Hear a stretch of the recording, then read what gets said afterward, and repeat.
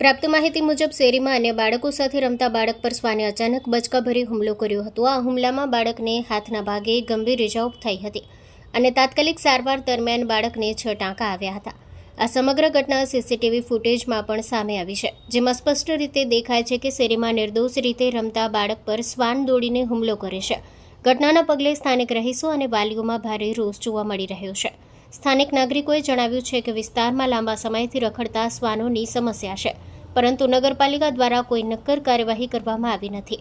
આ ઘટનાને પગલે હવે નગરપાલિકા તંત્ર રખડતા શ્વાનો બાબતે તાત્કાલિક અને કડક પગલાં ભરે તેવી ઉગ્ર માંગ ઉઠી છે. Story report by Rakesh Pithadiya, Jetpur.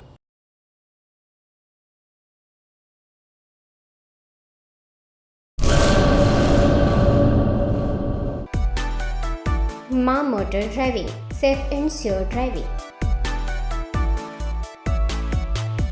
Driving એ શોખ સાથે આપની મોટી જવાબદારી પણ છે. અમારા ઇન્સ્ટ્રક્ટર દ્વારા સચોટ અને સરળ માર્ગદર્શન.